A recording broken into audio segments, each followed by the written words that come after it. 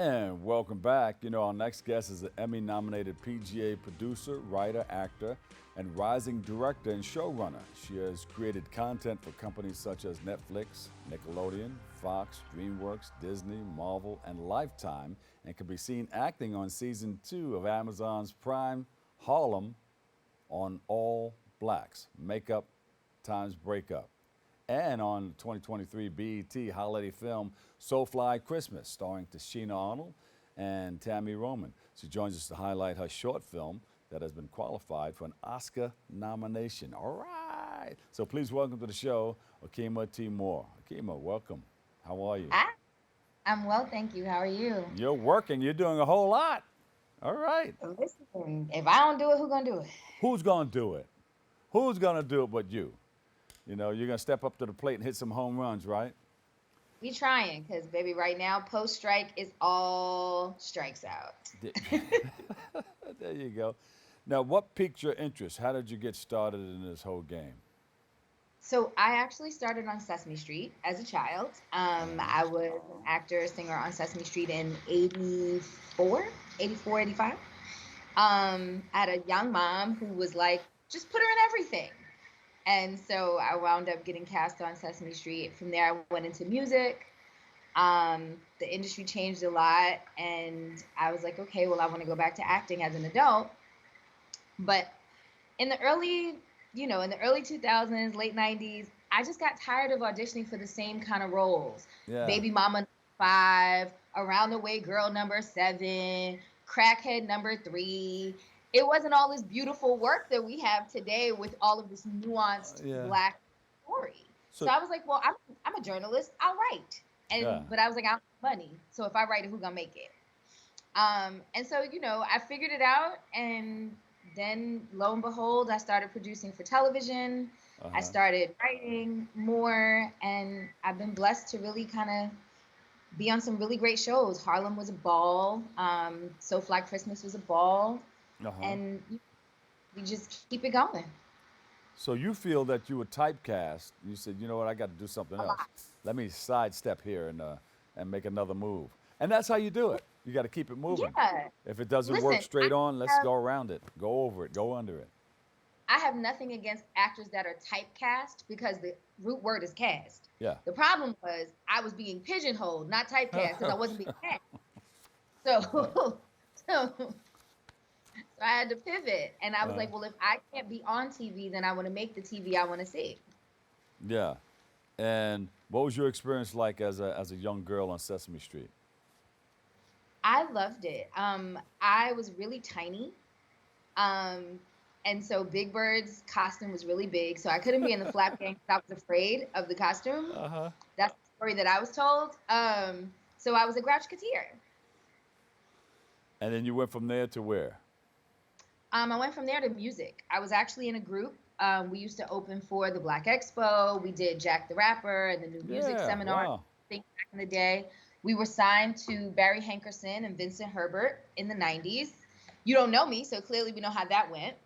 Uh-huh. After college, I moved to Philly. I sang background for music for a little bit. I did some studio sessions and background stuff for Def Soul over at like Gamble and Huff and Larry Gold Studios, that whole thing. But Um, I don't know. You, but you know what? When you hit those things from back there, it doesn't look like you go back that far because you look so young. amen. So so wait a minute. No, I'm in my 40s. I'm closer to 50 than 40. Put it that way. Yeah, but when you're acting, your age is what? From what to what? So when on screen, I usually book anywhere from late 20s to mid 30s. Yeah. See. Yeah. So that's a But that's a that also beautiful means thing. I'm in the gym a lot because I have to actually compete with actual 20 and 30 somethings, and I am not. Yeah. So the gym is my best friend. But that's where you add that little experience. Hey, this is what I bring to the Yeah, this is what I bring to the it helps. table. It Yeah. helps. It Uh, helps. and then you write too, so you can. Sometimes they let you change things up just a little bit Oh yeah. to get a feel I for how you see it. Oh yeah, no, I've been blessed to work with some really great directors, both independently and on regular television, that a lot of times they'll tell you make it your own. Yeah. Like keep the syntax, don't change their intention, but make it your own. What is this right here? So this is an independent series called James and Danielle. Uh-huh. I play the best friend Fiona, loud, brash. She's kind of like if Maxine Shaw and um what's the name had a baby from the Hulu show. Uh-huh. She's just brash. Here I was playing Jerry's characters. We were playing her gay best friends, but we were the boring couple. um, she wanted to study a lesbian couple in their natural habitat, but then she learned that that just means that we make dinner and go to bed. All right. And this was from a series, Pillow Talk. They were Emmy nominated as well on BET Plus. So I've been really blessed to be in some really awesome things. Yeah. But I'm excited to start making some of my own work, not Uh-huh. just being everybody else's things. Well, you've recently developed it and produced the docuseries Down in the Valley. For stars, yep. Yeah. Who started that with you? So Down in the Valley is a docu-series. I am the producer on that, but I was not in it. Our host is Nico Anand from P Valley.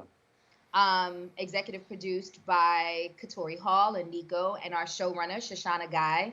You may know her name because she was the showrunner of the first season of High on the Hog as well as 1619. Yes, yes. And it takes the themes from the narrative show, so like identity, sexuality, Black farmers, found family, and we found the real people in the valley against those themes. So we were in Baton Rouge, we were in Mississippi, we were in Memphis, and we had some beautiful stories, and we told some beautiful tales about some really interesting people, just trying to humanize some of the sections of humanity that aren't your everyday people that often Yeah. get the shaft in terms of how they're seen, and showing that, we had one episode with a woman, she's a dancer, but she was a stay-at-home mom with 3 children with her husband, and her husband was killed in a car accident on Father's Day. Wow. She was a stay-at-home mom. She still had little ones to take care of, so she had to find something to bring in that money that she was missing because her husband was the main breadwinner, and still be home during the day with her kids. So she started dancing.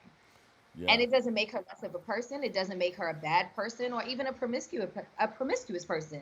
It makes her a person that did what she had to do to make sure her babies ate, but she was also there for them in the day. Yeah, yeah. Did what she had to do to make it happen. Absolutely. Yeah. And she's now doing hair, she's going to school to try to do something different. But our series is very much showing how human a lot of the population that is often dehumanized is.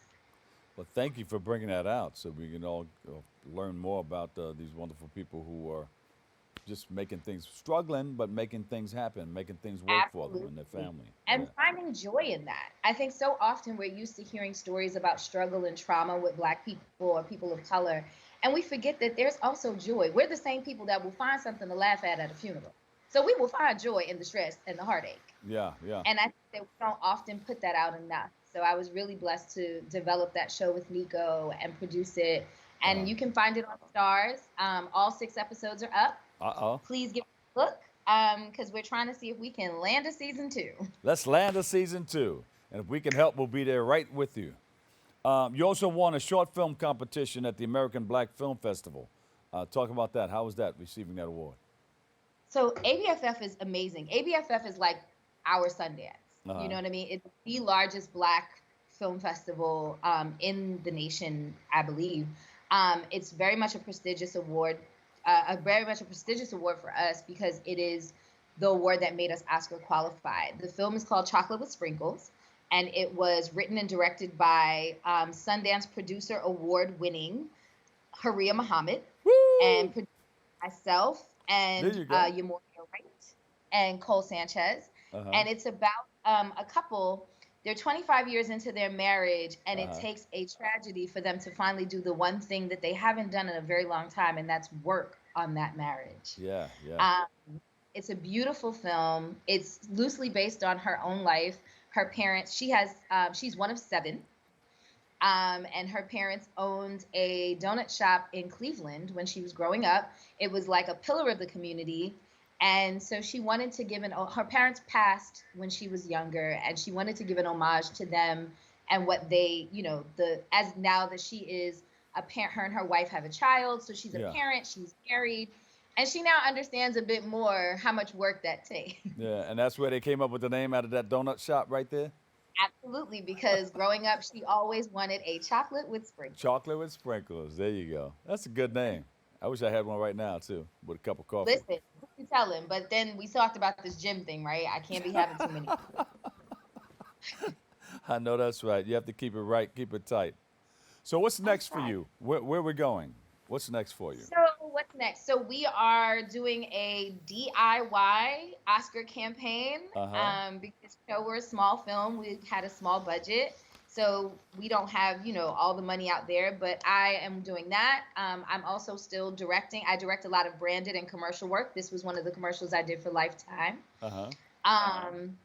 So still looking for new branded and commercial work. I'm also writing. I have a pilot that I'm developing. I got a fellowship for that through Women Going Places and Writers Boot Camp. So I'm working on that so I can start applying to some other programs and just continuing to tell stories that make me excited and that speak for voices that don't often get spoken for, or just finding new ways to do that. Yeah. I have a queer-centered pilot that I'm working on now, and I think when we see a lot of this work, a lot of that, we don't get to tell really interesting stories. They're always either super, super big or not big enough.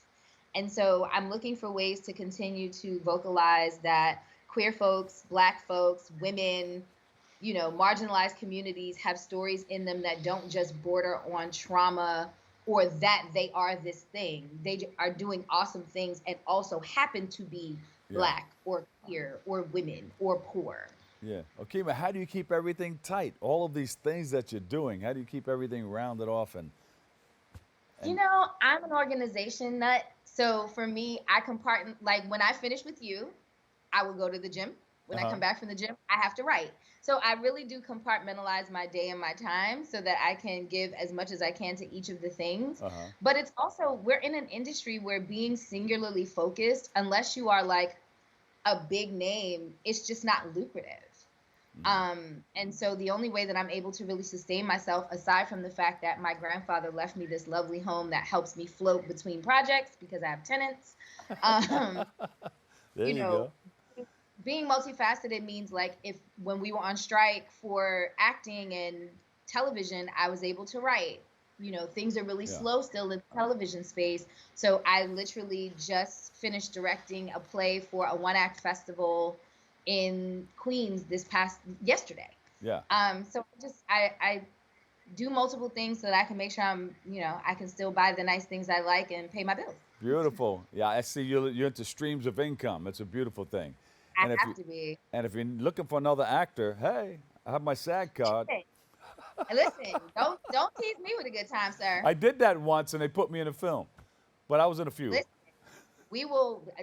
I know now. I know your number, so You know where I live. now I Listen, know where you be. give us some more information on how we can reach you. You can find me at my website, morethanenough.com, Uh-huh. or you can catch me on Instagram at Okema T Moore. Everything is under my own name. I don't have any of those. You know how some people have like Yeah. these different handles. No, everything is my name. That's good. Beautiful. Okema, thank you so much. And come back and continue to share with us, okay? I will. I don't know if you remember, but I hosted Open Line with you guys many moons ago. Woo!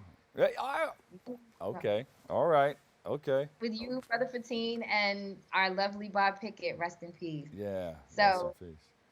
yes, so I'm glad to see you again, and I would love to come back. And please let me know as a media agency how we can support what you have going on, because I believe that it's always you have two hands for a reason, one to give, one to receive. Uh-oh. So if there's There you go. anything that we can do to support you and your team and what you guys are doing, please don't hesitate to let us know. You got it. And one washes the other. Let my producer know. We're going to, we'll keep in touch and we'll do some things. For sure, Okay? for You sure. got it. All right. There she goes. Okema T. Moore doing her thing. She has a chocolate with sprinkles and so much more. We'll take a break and we'll come back with more next on Open.